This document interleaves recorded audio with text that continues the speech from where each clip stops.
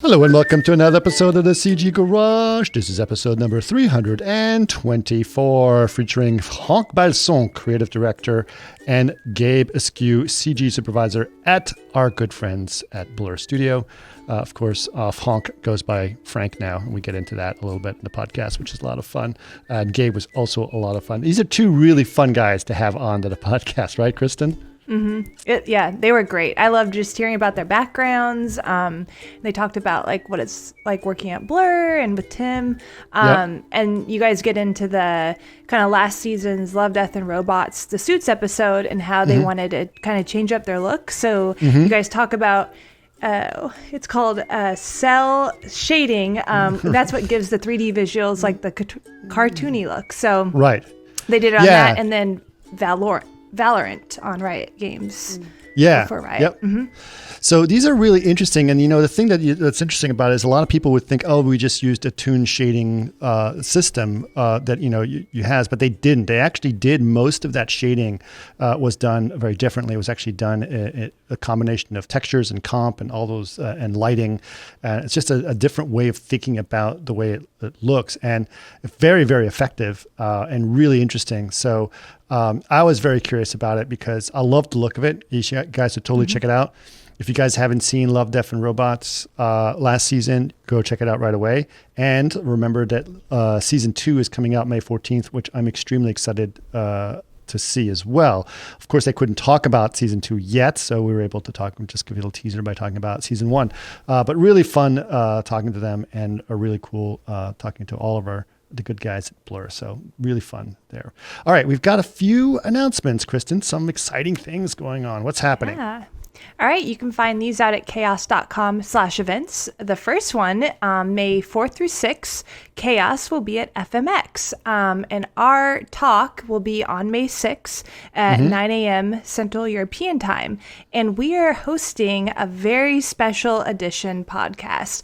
And it's going to be with the virtual reality show's founder and host, Sophia Bollinger, and it's great. So yes, it's a lot of fun. This is going to be an FMX exclusive podcast. So if you guys want to check that out, you should really check it out. It's going to be a lot of fun.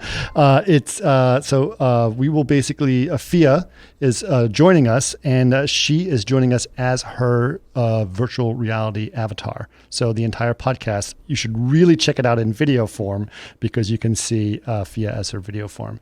She's a really bright young woman, and I'm excited that you guys should check out a lot of the cool things that she's done in that area. So, and I think she'll be probably around for a Q&A after that too, so you guys can ask her questions. We got one more thing going on. Yep. On May 11th, CAD Design Base is having 3D days online. And there will be 5 webinars covering essential software for 3D, CAD, and BIM. So you can check that out on our events page. Perfect. Again, all of those are available at chaos.com/events. For any other of our product news, we'll have some product news coming up very soon. So check that out, just.chaos.com. We always have all of our products announcements there. In terms of the podcast itself, if people want to hear more about it, where can they go? You can go to facebook.com/CG Garage Podcast or chaos.com/CG Garage. And then if you want to see us in video, you can go to youtube.com/Chaos Group TV. Perfect. And I do want to say, we did actually had an announcement that we're doing a series of podcasts, or a series of episodes on NFTs. We released one last week, and we'll release another one coming up soon. So there'll be a whole bunch of them. So if you're sort of new to the podcast and you've been following the NFT stuff, don't worry, we have plenty more coming. We just cover a broad range of topics as we're going. So anyway, but for now, please enjoy this really cool podcast with Franck and Gabe from Blur Studio. Welcome to another CG Garage, where the Chaos Group talks. You'll know it's over when the last bucket drops. We're gonna fire off rays in high dynamic range. We know that ambient occlusion is passé. Global illumination won't lead you astray. And while image-based lighting is really swell, You need to make sure everything has for now. I'm very excited about this. I've actually done several podcasts with Blur people over the years, including Tim's been on 3 times. So that's been fun. He's been a repeater as well, but really excited to do it with you guys. So I think what we should find out a little bit more, obviously, we need to know a little bit more about you guys, and not necessarily about Blur, but what inspired you and what got you guys involved in this thing, and how did you guys get to do the kind of things you do? So Frank, tell me a little bit of Franck. Sorry, not Frank. Franck. Frank is fine. I will turn around if you call me Frank in the street. Okay, but Franck I know is the correct pronunciation of your name. Tim Miller refuses to call me Franck after really? 13 years. Yeah, he's like, hey, you moved to the U.S., so you adapt. Okay, well, where are you from? Where are you from, Frank? Yeah, Frank is fine. Where are you from? I'm from France. So you're France, French. In France, it would be Franck. C'est Franck. Ouais, yeah, je parle français, ça va.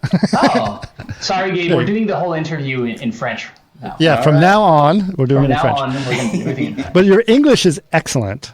Yeah, I learned that's the force of just being young when you learn it, and all your friends being American, and you have to blend in because you don't want to be the one that sticks out. So right. You're just thrusted into I mean, that's history, but basically I lived in foreign countries when I was a kid, and as a kid you just need to blend in. So you just learn the language. Yeah, but the running joke is they won't let him back into France now that he's true. Now it's too late. They won't. Yeah. I totally get it. So where were you growing up all over the world?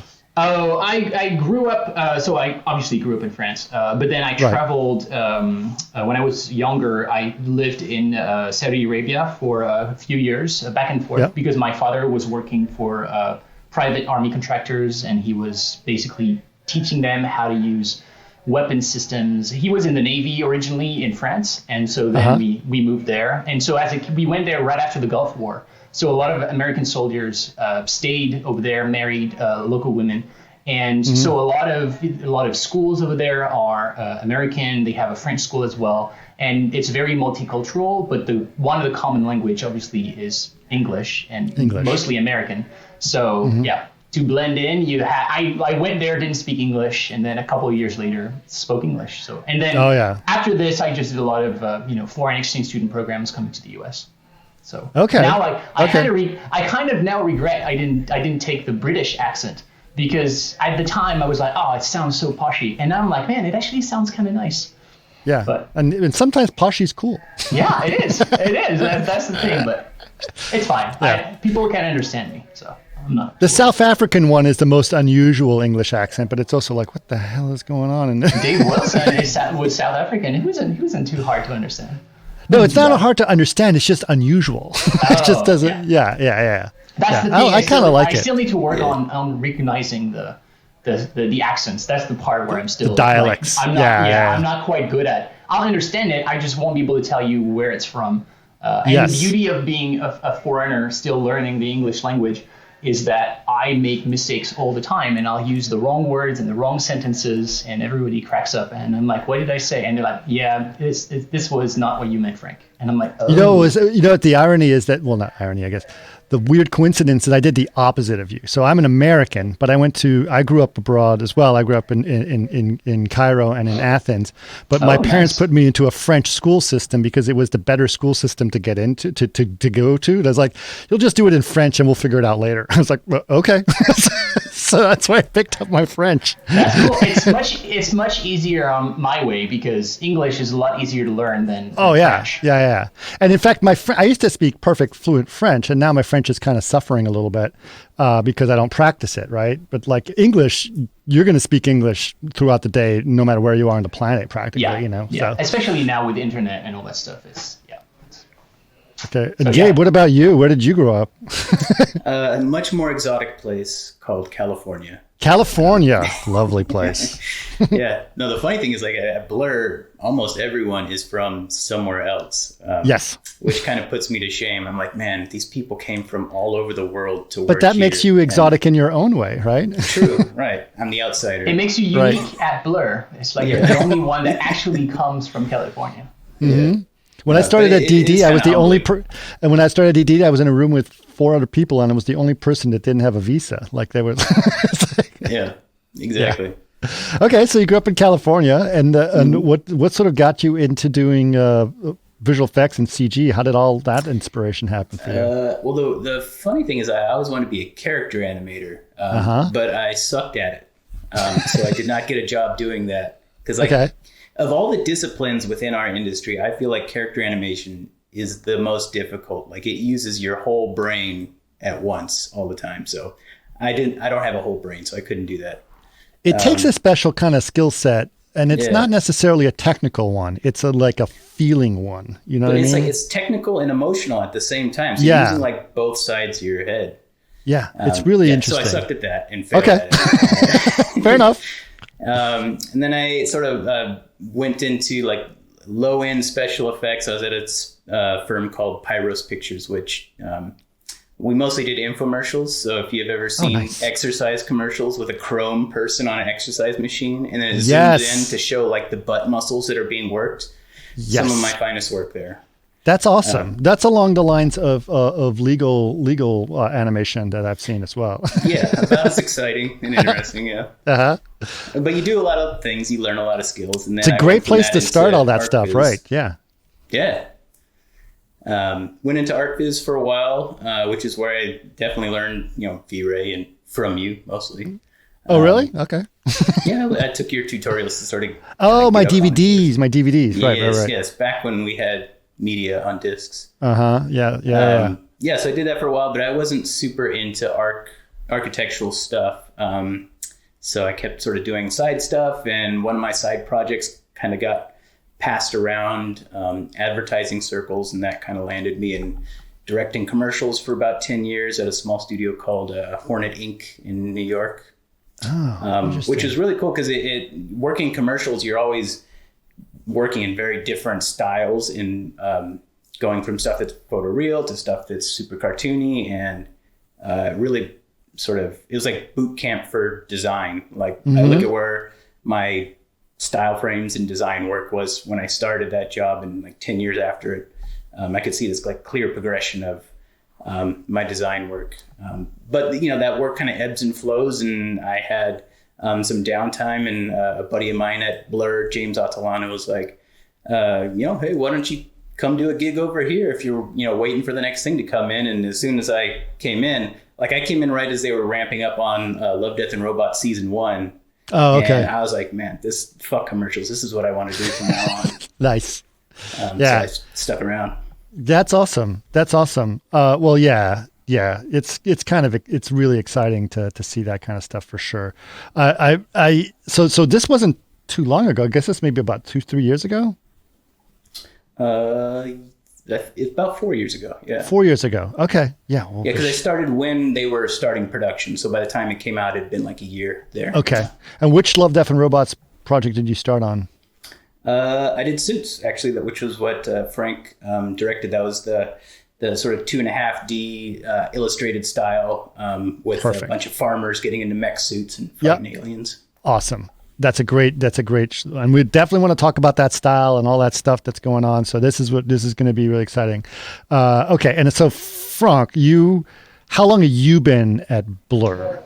I've been at Blur just a little bit longer than Gabe by 10 years. So 13 and a half years now. Started at Blur as actually I came to Blur originally. It took forever to get a visa. I'll pass you the details. So but how did you get into CG? Sorry, I think we skipped that part. All right, so we have to go back to the dawn of time. How did I get into CG? Well, I don't know if you guys have this here in the U.S. The school system is slightly different in France, but I think the equivalent would be probably high school. I think, but in high school they have those little. The equivalent of like a mini, let's say, SIGGRAPH, but for all kind of jobs when you're in high school. So they set up little. It's like a job fair. Yeah, let's call it a job fair, but it's a job fair for colleges. So they come in, they set up their little booth, and you're like, hey, when I grow up, I want to be a cook. When I grow up, I want to be a lawyer or whatever. And if you're lucky, there's going to be a booth about a school that will teach you how to become this. At that time, there was. I think it was like a computer programming school that had some booklets that were talking about, how you can code video game and that kind of stuff. And at the time, they just had released Tomb Raider, and I was like, oh my God, how do they make those video games? I want to know how they do the animation. I just saw pictures on the booklet, so I was like, that must be the place. Fast forward a few years, I realized that's definitely not the school to go to do this. I basically went to one of the few schools that we have in France that does 3D, that did 3D at the time, which was called Superfocom. We have a bunch of guys coming Excellent from school. there at Blur and across all the US. So I actually have a lot of friends here that I went to school with that we actually did our short film. We were 4 people, and we were 3 living here literally within a mile from each other, all Nice. coming from France. So it's that world, it never really... They're taking over. Yeah. Yeah. But yeah, so in 2004, I graduated from Superfocom. I came to SIGGRAPH that year. And at the time, we were students. We didn't have any money. And we used CAT, which was character animation technology, which was like a new plugin for 3ds Max. And they had a booth at SIGGRAPH. So I went to see them and I said, hey. This was a while ago. How long ago was this? 2004. So that was a while back. Because then it got bought by Autodesk, and then they put it into stuff. But at the time, so it was brand new. We didn't want to use, because it was all keyframes, so we didn't want to use, the only system that there was at the time, if you were making your own rigs. And so I came with the short film that we had done, met with those guys, and basically told them, hey guys, we didn't have money. We used the pirate version, but if you think it's worth something, just use it to sell your software. And so they took a look at the short film. They played it in loop on their booth. I ended up staying and doing demos for them on their booth because at the time nobody knew how to use their software. And that's how I got to meet the guys from Blur, because they were just touring SIGGRAPH, saw the short film, asked the guys who had done this. I just so happened to be there. We got in touch. I went back to France, and then a couple of months later, I got an email from Tim Miller asking if I wanted to come and work at Blur. Wow. So I had to think at least for like a second and a half before I told him, "Fuck yeah!" And then it took 3 years for me to come because of paperwork and H-1B visas being reduced drastically under the Bush administration. Blah blah blah. Oh, right. So then at some point it became this running joke at work. I was working in a commercial, it's kind of similar to Gabe, doing a lot of commercial. I was CG Soup and a director at the time. And then at some point I thought I was never going to come. I was like, well, I've been saying that, I'm not going to take an apartment or get a girlfriend because I might leave. And then a year goes, okay, I'm going to take an apartment because, And then after 3 years, I was like, okay, I'm never going to the US. That's never happening. And then obviously, once you're settled, then suddenly the world, the universe has a way to just make things fall in place. And then you're like, oh yeah, well, you're good to go now. I'm like, what? Are you kidding? Right. So I came to Blur. And originally I was coming to do what Gabe does, scene assembly and compositing. But as soon as I arrived, Tim was like, yeah, we're going to have you do layout. And I'm like, do what? No, I came for yeah, but you'll do that after. It's not a problem. Just try layout. So I never did scene assembly or comp. I did layout the whole time because it was a lot of fun. I did layout for a while. After a couple of years in the company, I started directing stuff. And cinematics. I took over the layout department, and then a few years ago, they offered me the position of creative director for the company. So now I'm learning how to fill a small part of Tim's shoes. That's awesome. That's really, Except really he doesn't cool. wear shoes, but Tim doesn't wear shoes. No, he does not wear shoes. I know that specific. That might be the key differentiator between him and I. I do wear shoes. We did get that remark a couple of times because I did a video with Tim of Blur, just a whole documentary about Blur, maybe about 6 years ago, and it was just sort of a like inside studio kind of thing. And there's several shots of Tim just kind of walking around, and his comments are like, "Is he not wearing shoes?" It's like, nah, he doesn't wear shoes. Yep. Why not? I agree. So also, that the longer I'm here, the more I realize that he's hired most of the people at the studio. He was basically human resources. he is a direct contact. It's still the case. It's still the case. Like when I arrived at Blur, I think the it was probably 70 people. But even before that, it was all word to mouth. It was going on the ArtStation or the equivalent of, at the time, CG Channel and whatnot. And it would be like, we'd have people from freaking all over the world, like Spain and Asia and anywhere, really. And it was all hand-grown, hand-picked by Mr. Miller himself. But that's still the case. There still have some people, will still get emails. Hey, I saw this guy. I sent him an email asking him if you'd like to come and work here. It's, there's no bad way of recruiting. No, I know. It's really interesting. Who is, I might have told you guys a story about, I'll say it again. So long ago, before I got into VFX at all, I was kind of thinking about getting into that area. And I was always admiring what Blur had done. And I just basically cold called Blur. And of course, who answered the phone was Betty, right? Mm-hmm. And so she answered the phone and I was like, I want to, who do I talk to about submitting my reel or whatever? And she's like, She basically gave me the rundown of and she told me what I had to do to really get someone's attention. She only spoke to me for about 3 minutes, but I was like writing this stuff down. I was very naive and young at the time. This was a long time ago. It's very early days of Blur, and I was writing everything down. And I did do a lot of what she said. Believe it or not, what she said really helped me figure out how to approach a company. I didn't go back to approach Blur necessarily, but I did. The advice she gave me helped me get my job at Digital Domain. So I really think that Blur is kind of an interesting thing. And Tim does. I've seen him just perusing ArtStation or going to all these places and is like, I like that. Hire that guy. Yeah. Yeah. So it's kind of cool. It's kind of cool to see that, and it's kind of nice now. After all these years, sort of being on the other side of the process and sort of looking at it and going, it's kind of a nice thing that it still goes on to this day, and obviously the quality of work is still around. So. Okay, we've got some good roots on both of you guys on how you guys sort of ended up hanging out together at Blur. The first project you guys work on is very closely related to the Valerant project that I want to talk about as well. Mm-hmm. So I want to talk a little bit about that process of first of all what inspired it, and then second, how are you pulling it off? Like, how are you doing this? Like, what? And I'm really kind of curious about the look of it and how you achieve that look and all that stuff. But first of all, it's got a look that looks like a cartoon or a comic book, even though it's CG, and you're managing that look really well. So, Franck, what are some of the things that inspired you about the way that thing looks?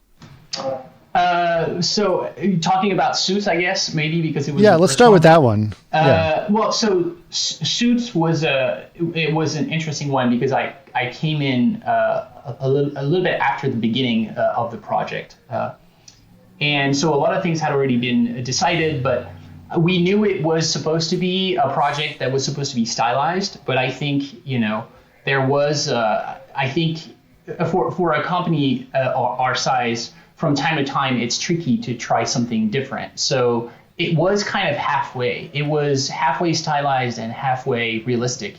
And it didn't really have like a strong sort of like style in any way. It was hard to tell what it was. And so when I came in, I was like, well, there's chaos happening everywhere on that project. We might as well just put a little bit more and nobody's going to notice. So I was like, okay, if we're going to do stylized, let's just go full on stylized, simpler designs and just really lean into it and just try things we haven't done before. Sure. And so, the few things about watching cartoons when I grew up, which is, I mean, the same as you guys, it's the freaking, the 90s and the 80s. Those things would be animated on 12 frames per second. It's kind of flat looking. They didn't have any shading or any sort of things like this. And I was like, well, okay, we've never done that. Let's try this. I think that could be interesting. And really what I think deep down in me, the challenge for me was, okay, I'm tired of hearing people saying, oh yeah, that's the Blur look. It looks like Blur did it, because people can actually pinpoint a cinematic and say, oh yeah, this was done by Blur, this was done by Digic. And I was like, if we could just do something and people watch the whole thing, and before the credits roll in, they have no fucking clue who did this thing. And right. And I was like, man, that would be the greatest sort of compliment we could ever get from someone. Was like, oh man, I didn't know you guys could do this. So right. That was kind of the motivation for me past the artistic thing. It was like, let's challenge ourselves and make something that, people will look at it and be like, there's no way you guys do this. Yeah, we would know about it. Right. So that's really where that was coming from. It was just the challenge, and I think it's like the same thing probably for a lot of directors. But when you watch a lot of things and you're like, oh man, that's really cool, and you always want to try it at least one time. You see a movie in black and white, you're like, oh, I'd like to do black and white one day. You see a car chase, like, oh, I'd love to do a car chase, just because you want to know how it feels to do that thing. And I think there was a little bit of this in there as well. So we went into this adventure. The supervisor at the time is someone you know really well, who was Kevin Margot. So he supervised the show. There was obviously a lot of trying and failing up until we figured out. I think actually the look of it, the flat look, came from an early on test that they did that was supposed to be like a work in progress. And I saw it and I was like, yes, that's what it needs to be. I don't want any shadows. I want it to be flat on the face. It's all about what's happening there. Everything else falls. And then what was interesting is the more they worked on it, the more it was going back towards what we usually do with like shading and the subsurface. And I was like, no, you don't get it. Go back to your test, the what you thought was not, and that's what it needs to be. It has a graphic quality to it. It's awesome. Let's really try to do this. And then throughout the project, we were just sort of like defining the kind of like the guidelines of the style, the do's and the don'ts. I think it took the whole project for us to understand what that was. So it was a lot of trial and error. And by the end, we were like, okay, I think we understand how to achieve that look. At least during night scenes, because that's also one of the reasons why we did the whole show at night. Right. It was because, well, it's also the one that's the more convenient in terms of lighting. You can have a lot of rim lights. So rather than tackling two complex things at the same time, like, okay, well, this will help us, and it makes it more exciting anyway for the story that we're trying to tell. So Gabe, how did you pull off that look? I mean, I know that like obviously these days, especially things of that nature, you're starting to see a lot more interesting things done with that cel-shaded look. It looks like cel-shaded. Now, did you guys use V-Ray's toon shading on that, or you guys did a different method, right? Yeah. Like Frank was saying, there's a lot of tests, and then like every once in a while, an artist would hit on something, and you're like, that feels right. I'm not sure why. And so we had all these experiments that started to feel right. And it was after they felt right that we actually started to like parse it and take it apart and say, okay, this is what feels right about that. Like the rim lights need to be super sharp, or the front lighting needs to be super soft. Like we started to come up with the rules after we found stuff that was working. And it was just, it wasn't me, it wasn't any one person. It was kind of all of us pushing and then slowly coming together and saying, okay, this works. Let's do it in this shot. This works on this shot. Let's try it in this shot. And so it kind of evolved that way. But the technical aspects of it, we were doing like a lot of weird hacks. Like we were doing all the weird hacks that we could think of.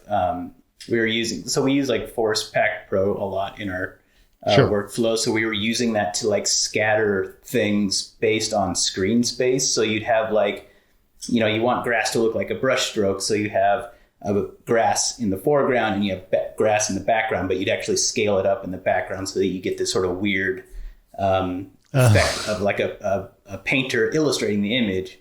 So it kind of flattens it out in a way. So we're doing all sorts of weird hacks like that, just playing, really. I mean, that's kind of what was so nice about it, is it felt like playing rather than like, here's a style frame, match that style frame exactly. Right.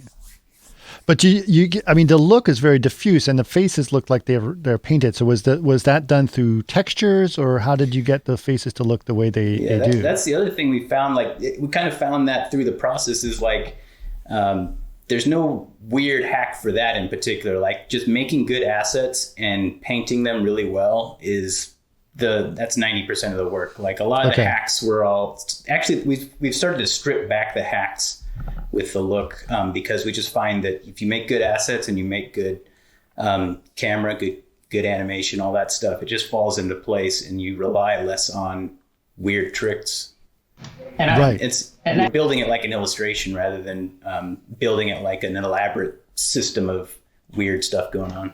Okay. And the one thing we realized, and obviously we're learning even now doing the Valorant pieces, is the one thing that's I guess the line you're trying never to cross is you don't want this to look like cel shading, because the big issue with cel shading, it has this kind of a cheap look to it, where you start having those crisp lines that just move around with the lights, and really when you look at enemies who have those, they actually the ones that look really good, they're actually sort of hand animated, where they'll keep the lighting stuck on the character and use a certain specific frame to change it, so that it always feels like it's attached to the character, but it's not really sort of being deformed by like the 3D volume. And that's the thing that took us the most amount of time to sort of figure out, and how to make those shadows work really well with the diffuse texture, to a point where now when we do the Valorant pieces, we know that,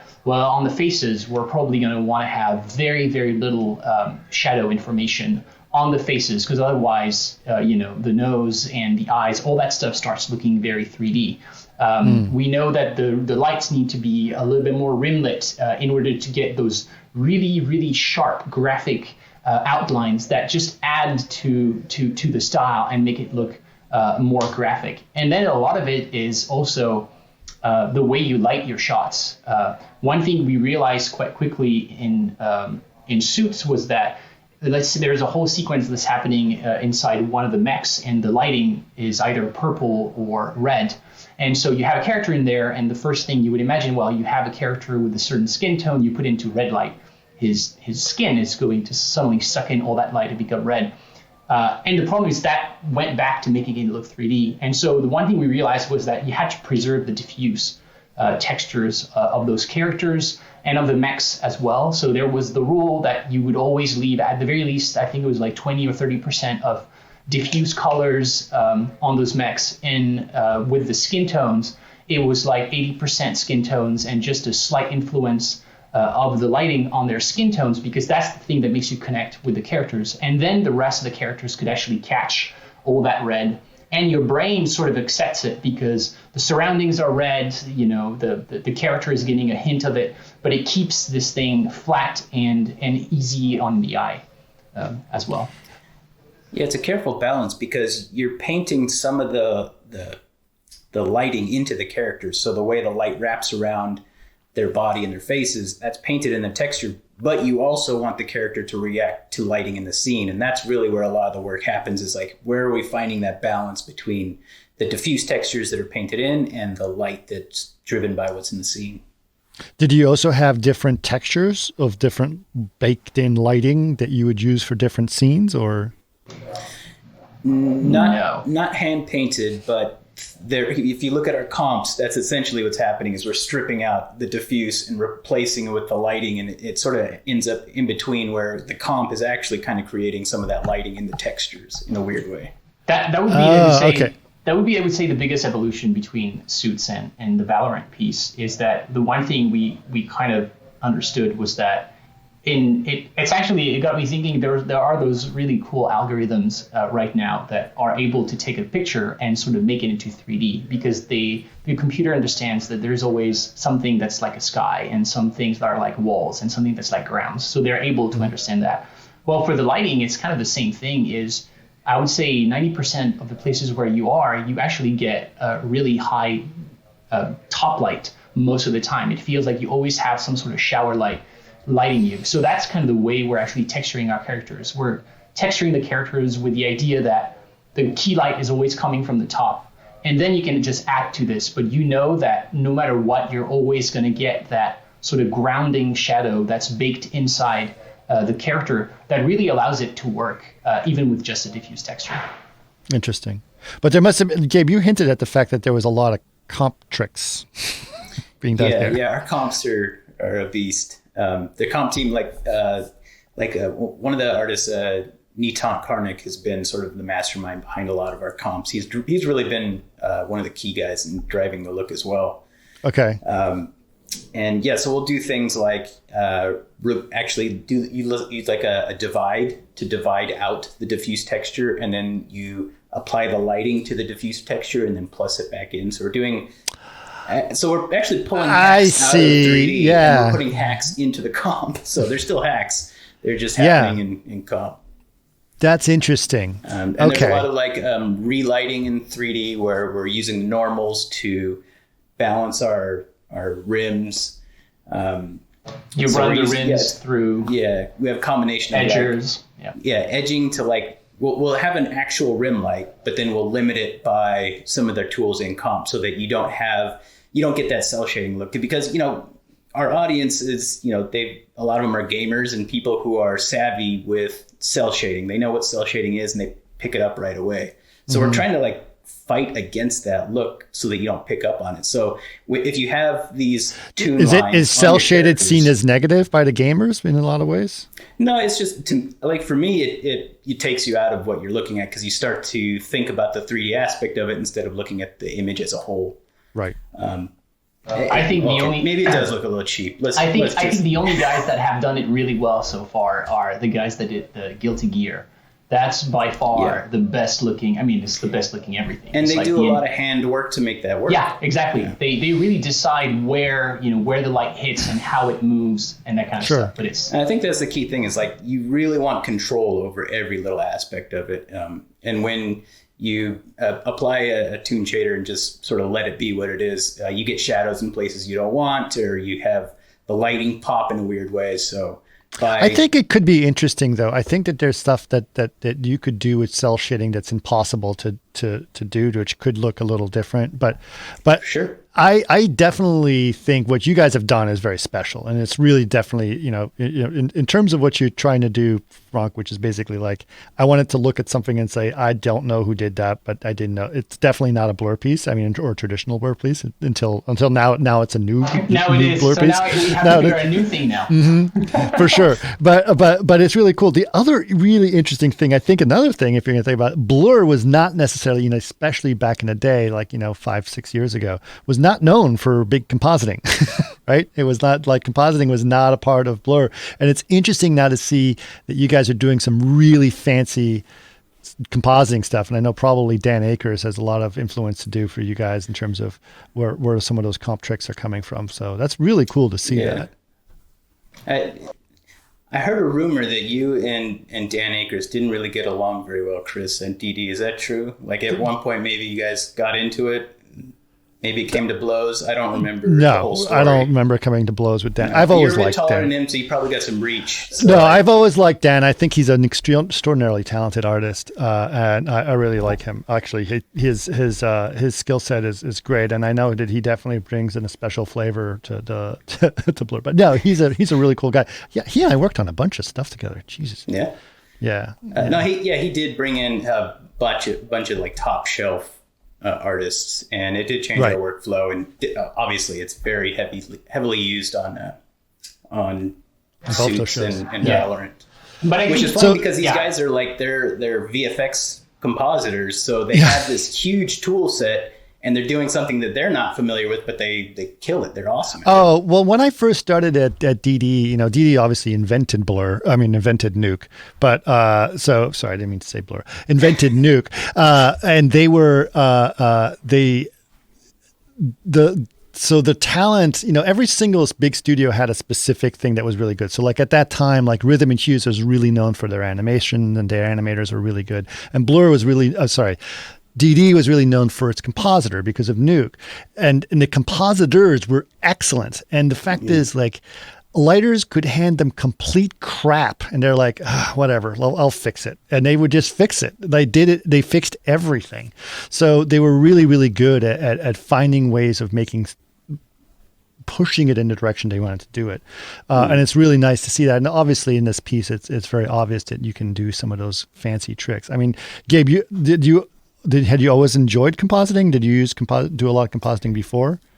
It's funny. I didn't know Nuke until I started working on suits, and that was like boot camp because I was thrown in the mix with these DD artists, right? And they were very generous with their knowledge and expertise. So by the end of that show, I felt very comfortable with Nuke. I had used a little known program called After Effects before coming. Right. Yeah.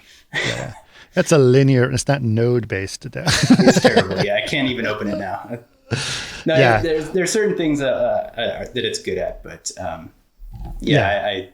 grown to love Nuke. It's really cool. It is really cool. Okay, so I do want to talk a couple other, just stylistic and how you pulled it off things that are very unique in this thing. Obviously, we talked about the shading and everything else. That's obviously an important one. But then there's other subtle things like motion blur or things of that nature, right? Like, or lack of motion blur, right? Like how do you make those? How do you make that work? Like, how do you say, okay, I want it because these are in motion. It looks like a cartoon, but it doesn't. And it doesn't jar you away from it. Like you were saying when you do cel shaded, you're just like, well, you're just trying to shove a look into something. So you have to do other things to make it buy into what's going on. How do you do that? Yeah. What's the look on that? Well, it would be different actually across the three pieces that we did. So Suits, Suits was this thing that they're also doing that actually on Spider-Verse. Those guys were actually some of the first ones to do that at a mega scale, which is you basically have your characters animated on twos or others, but the center of gravity and the cameras are all on ones. So the reason why you're doing this is, it's just it's a stylistic choice, but that kind of removes the motion blur from the equation because you're on twos. So you would get a frame with motion blur and a frame without, so you just can't really do it by default. And also, so how do you do it on twos? You basically bake it out and just remove every other frame, or? No. So basically it's, we would need to have Hubert, but for this, but basically the way we would have it work is, it was really a case-by-case type scenario. If you have a character that's, let's say, walking away from you or walking towards you, and if the character is kind of staying in the same spot in the frame, you can animate everything on twos. The camera can be on one. It's going to work fine. The places where it starts not working is when you have a traveling shot or a shot that's just dollying sideways, and the character is supposed to be in the frame. If you're on twos on the character, you'd have the character sort of go back one frame every other frame. So you need to basically attach your character to the camera and then animate it on twos. So that's why I was talking about the center of gravity. The center of gravity, right. Yeah, exactly. That's usually the thing that would get attached to the camera, and then the characters would be animated on twos. Because, otherwise you'd get a lot of weird stuff. I remember very early on when we started working on that show, I was talking with our animation supervisor, Hubert, and I was like, hey, I want to do this. And he's like, shit, we don't have any tools. I'm not sure if it's going to work. And then he did a test and it worked out great. And I was like, perfect. Okay, let's do it for all of it. So that took care of the motion blur on Suits because there wasn't any. Valorant, it was a prerequisite from the client, from the Riot guys, to not have it be stepped. It needed to be, on 24 frames per second. So on this one, it was really still done in animation, but we just used the regular tricks of, stretching limbs so that they stay in the frame a little bit longer, so that you get the impression of motion blur, or at least there's nothing that's like too jarring. And we wanted at the time to do some sort of motion blur, like where you could sort of like stretch the pixels or even paint on top. We had those grand plans of doing all that stuff, and timeline permitting or not permitting in that case. We weren't able to do any of those, but because of the animation, the way it had been done, it wasn't really jarring, so there was no motion blur whatsoever.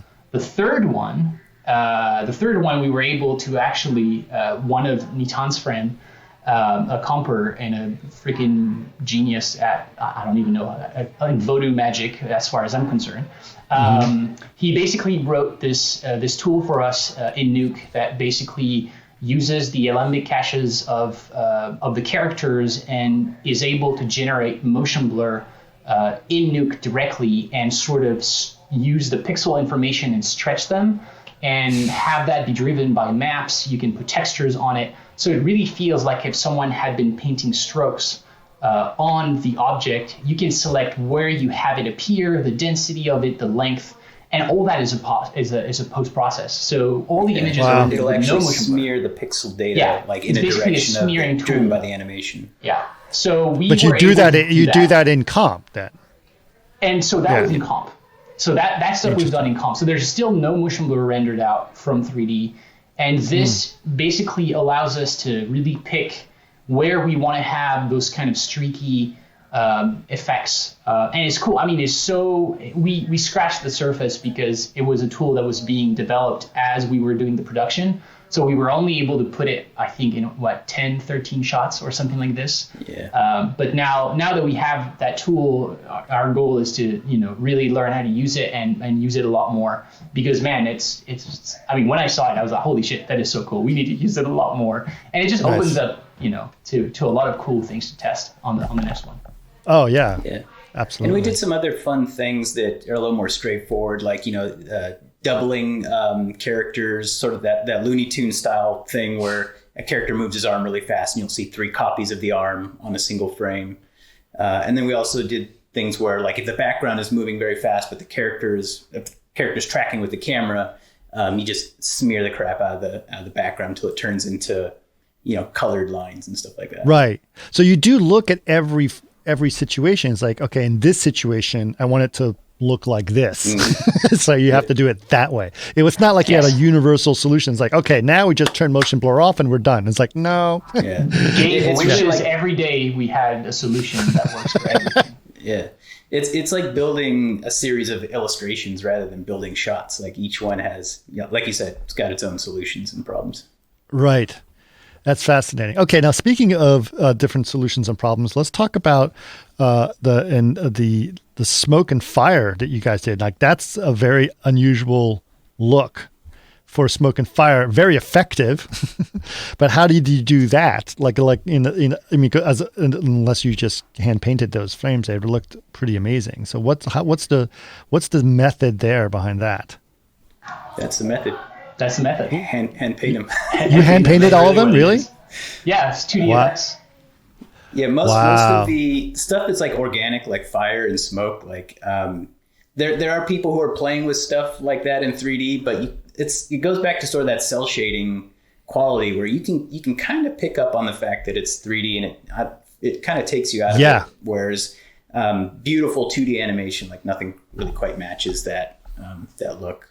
Yeah, I think it all comes down to the way it's being comped. I would say that's probably the trick, is like how to comp it in there so that it still feels like it is in the 3D environment and it's interacting with the 3D environment. So it's like all on different layers on cards that are like deep composited. The smoke, we do a lot of tricks where we blur the background through the smoke to still get a little bit of that interaction with the environment. But at the end of the day, it's all 2D animated by some of our partners that are just specialized in that. That's the only thing they do, 2D animation. Some of the most challenging things are when you have an effect that's drawn to frame and it's moving through the depth, but you have to have the lighting of that effect on the environment. Mm-hmm. So we basically just sort of go back into 3D and place lights in a way that matches what the 2D is doing, which is it's pretty intensive. Yeah, that sounds very intense. You'll notice it comes with its kind of and again, I would say it's the same thing that on Suits, for instance. I said we didn't do daylighting because we were like, okay, one thing at a time. Valorant, the first one, was the first time we were doing daylight, and we did it in the middle of a city that was a little darker. So again, step towards day. The last Valorant one is full daylight. So we understood now how to light characters in full daylight and how it interacts with this. 2D effects is kind of that same thing where we're slowly learning how to sort of use them because there are still things that we haven't tried or we've been going around. For instance, we have a shot where a character is in the middle of smoke. Well, the thing is, if you were doing it in 3D, smoke has a depth to it. You can be in the middle of it and it feels like fog. But then how do you do that with 2D and make it feel like, so you'll notice that we really took that approach of like you would do a cartoon and it's all cutouts and you're just layering it in such a way that it feels like you're in the smoke, but really you're not going through anything. So I think that'll be the next challenge will be like, okay, if you have a sequence and you're supposed to have a camera pushing inside smoke, how do you get that to feel like it still has that 2D look, but feel the volume of this? That's just one of the many things where it's like, okay, you start racking your brain and sort of looking at references and how you could get that to work. Well, it definitely sounds interesting. It sounds like a challenge, and it sounds like a really interesting balance of a challenge of aesthetics and technology in some ways. Yeah. And you're not trying to over technify the whole solution, which is also very interesting. Yeah, because when you build it up with too many weird hacks, it kind of becomes a house of cards where, you've hacked it to work in a certain way, and then you turn the camera or have a different situation, all of a sudden that hack doesn't work. So you have to pull apart the hack and rebuild it. So stripping that back is the goal, to make it a little easier to do. Yeah, it was very. I did an episode with Miguel, who did the Witness,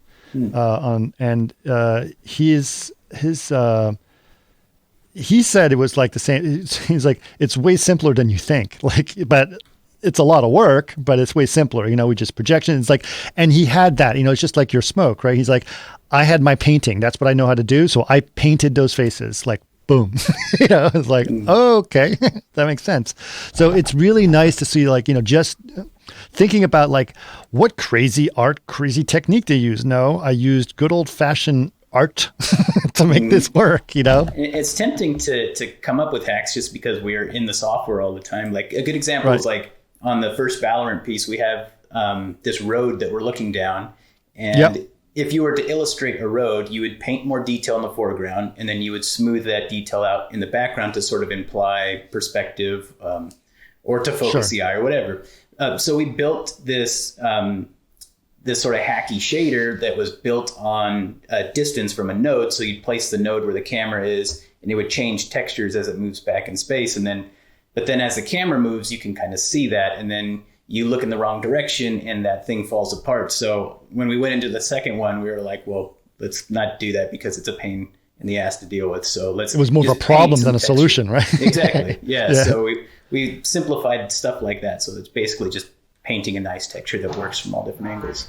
What is quite interesting is we did it the only way. We're basically doing all that stuff with the only thing we know. So it's so inspiring to see other studios and the work they do, because some of them really apply straight on, what's being done in 2D, where it's, you have a 2D environment, a 3D character in there. It's super efficient, but the count, the drawbacks are you can't move your camera. You can only do sort of lateral movement, but you can't have the perspective change. Or then you need to start doing a lot of projection mapping, which also has their own limitation depending on the artist that you have at your disposal. So for us, it's been kind of working the other way around, where what we know is 3D, and let's call it the blur style. Okay, how do we sort of morph this to start working for us and allow us to do that kind of style and still preserve all the flexibility that you have by being able to put your camera anywhere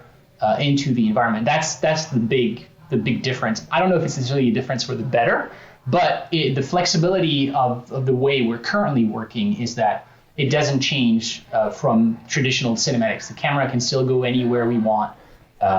There's nothing that's that is to a point where you need to repaint every frame or every background on every shot. So it's pretty flexible. Yeah, we can have our camera fly around a corner and zoom up, and we can do all the cool things we want to do with the camera. Whereas you look at styles that are driven by matte painting, your camera is really fixed. Right. Yeah, that's interesting. It's really interesting. Yeah, what Alberto did on The Witness was it's kind of an interesting idea, and I think that he does some interesting things. That there's so much stuff that happened in Love, Death, and Robots. If I'm looking at all of it as a series, everything had its unique look, but yet there was some things that were that's something special. That style is going to happen again, right? I knew when I saw The Witness. So not The Witness, but also when I saw Spider-Verse, also it's okay, that's good. Yeah. When I saw Spider-Verse, I was like, this is what I want in a superhero film, right? If I want to make it feel like a cartoon, make it feel like a cartoon, and they're the first ones that did it correctly. That did it felt like they did it extremely well. It's it's literally when you say every frame of painting that those two shows, actually The Witness and Spider-Verse, it's amazing. You can stop on any frame and you're like, how the fuck does that work? Like visually, you're like, yeah, it works for a still frame, but then it works animated, which is just mind blowing. Oh yeah, we use those shows as reference like every single day. Yeah, but I think there's something special about, like there's always something special that feels really interesting. Like for example, with Alberto, like he used very, very accurate cloth simulation, right? So all the cloth was set, it's so accurate that it did, and so in your face that it was a character, like her very flimsy dress was a character in the short, and it was like, okay, that's interesting.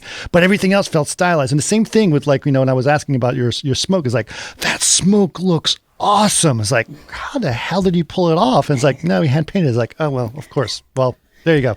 So, but it looks so, there's something very special about those moments that you get that feel really good. And on top of that, it becomes part of the narrative, right? So like your smoke has got all that character that's in that piece, and then all of those different looks are really cool. So I think that you guys. The interesting thing is when you compare like The Witness to the Spider-Verse, and the interesting thing is when you look at what they're stylizing, they're actually paying a lot of attention to things that are photographic. Like a lot of those styles are developed by illustrators who like start with photos and then they repaint the photos, and you're like, why does that painting look so realistic? It's like, well, because they're considering how light bounces and exposure works and all that kind of stuff. And then we're sort of tapping into that same thing where the language of film and photography is still in there, even though it's stylized. You're not starting from a blank canvas. Right. It's really kind of really fascinating how that's all working. Do you guys see yourselves? I mean, is this now become something that you've been asked to do more of? Like, we want to do, like, that's a style of what I want, and they're demanding those types of tools from you guys? It's not even just us, it's in general in the market. It's something that's extremely popular. It's a style that, animation in general is a style that's extremely popular in Asia. I think people just connect more with characters that are not too realistic and that can be a little bit more expressive. I don't know why, but it's just the way it is. So now we get a lot of people asking. Though actually it's funny because we have Suits and Valorant now as references for Blur, but we had people asking about what Alberto does and the style that he does, and we're like, that's Alberto. That he's the master of his own style. We could never tell you how this sausage is made because he is the gatekeepers.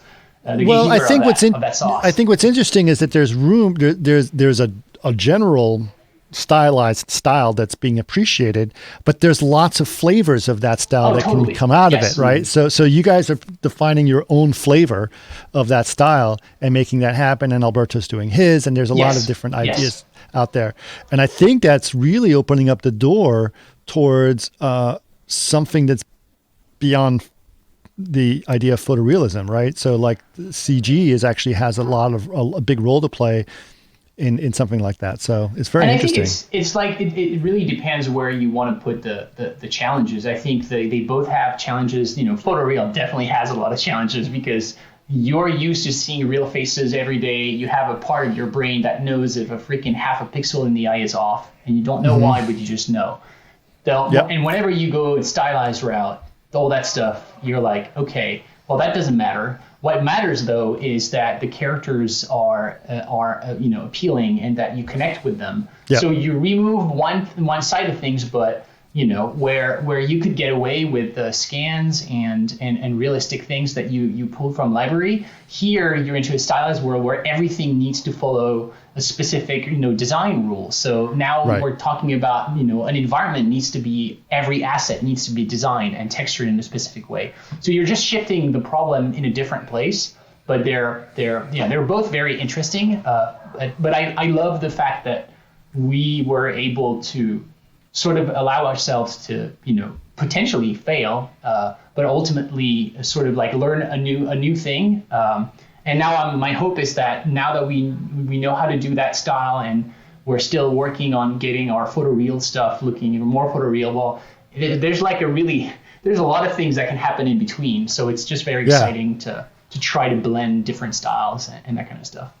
To touch on claymation is what we're going for next. Claymation, I love it. Gumby. I love it. There was an awesome video game about 25 years ago that was all done with claymation. I think it was called Neverland or Neverwood or. Yeah. I know. Do you remember that? It's like a It was point really amazing. amazing. Yeah, it was awesome. It was really cool. Mm-hmm. But claymation would be interesting. Don't rule it out. Would be my favorite, but we've done it before. You did say you touched on the uncanny valley, or sort of hinting at it a little bit in terms of the problems of character. Yeah. I keep reminding people there are two sides to the valley of the uncanny valley, right?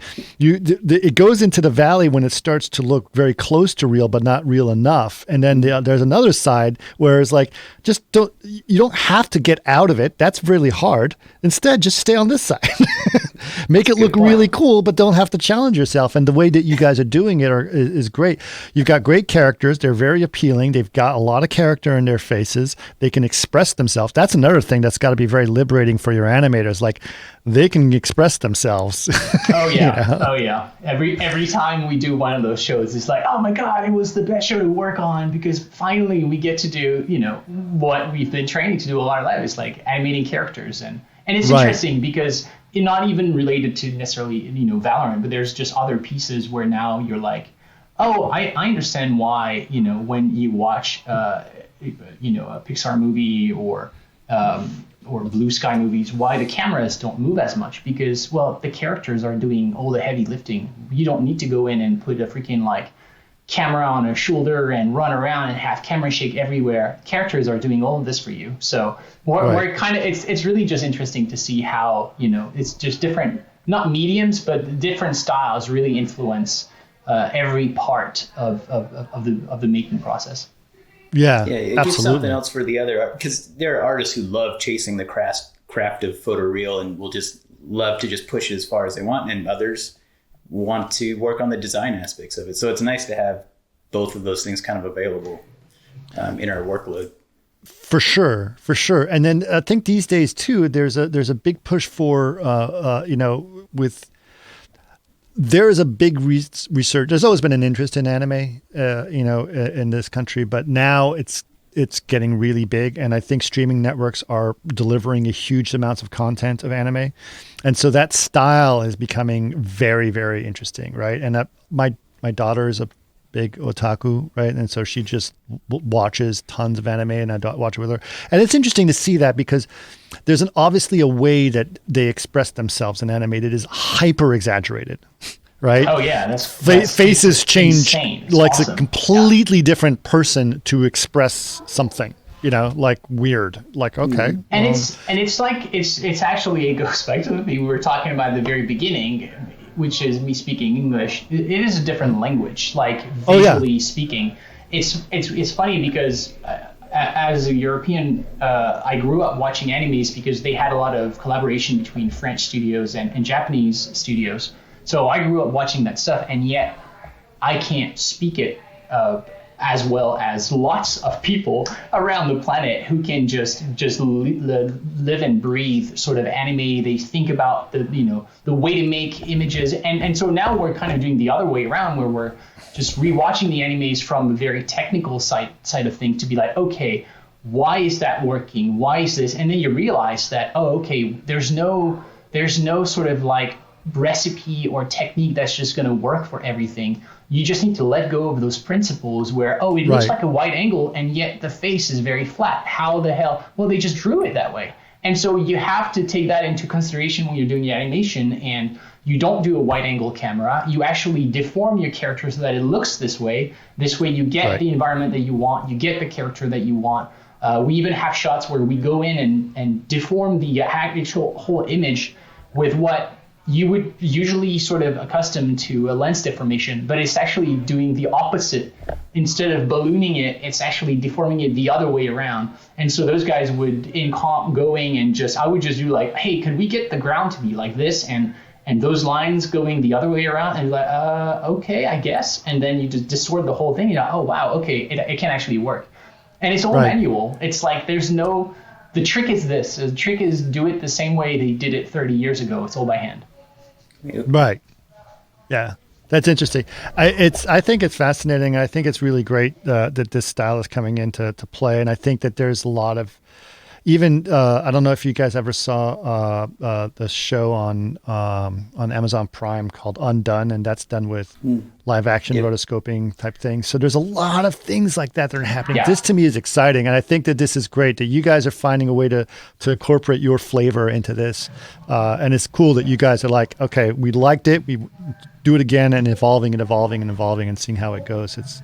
I'll say one thing: it is that style keeps you honest, because you cannot hide behind the technicality of things. There's no hiding behind, the GI and the library assets. And you have to compose an image with the colors with the simple shapes. You can't, you don't rely on pre-existing realistic things. You're not going to go outside and say, oh yeah, that's going to be my background. It really taps into what makes the artists. It's just like, you need to create a beautiful image with freaking circles and squares. And that's pretty much the only tool you have. So you can't, there's no cheats. It's all about image composition and color theory. It's all about this. So that's the biggest challenge, really. Not a lot of stuff we could get off a Turbo Squid for this style. No. Not yet. No, yeah. Well, yet. Right. I mean, Turbo Squid has to build up a whole new library for that to happen. Turbo Squid 2D, Yeah, for sure. Well, it's really great to see you guys. I mean, we appreciate you taking the time to come on the podcast and have another great Blur episode with you guys. Sorry we can't do them in person. At some point, it will be nice to get together in Culver City and have a beer over at what was the. God, it's been so long. Public School. Rush Street. Yeah, Rush Street would be great. What's the other great bar that I used to go to? What is owned by the same guys as Rush Street. Father's Office? No, not Father's Office. Father's Office is pretty good, but it's only open on Fridays. You might be drinking too much beer, Chris. There's Public School, there's Rush. Public School, Rush, and then just down the street, the City Tavern. That's what it is. Oh, yes. They had really good beers there.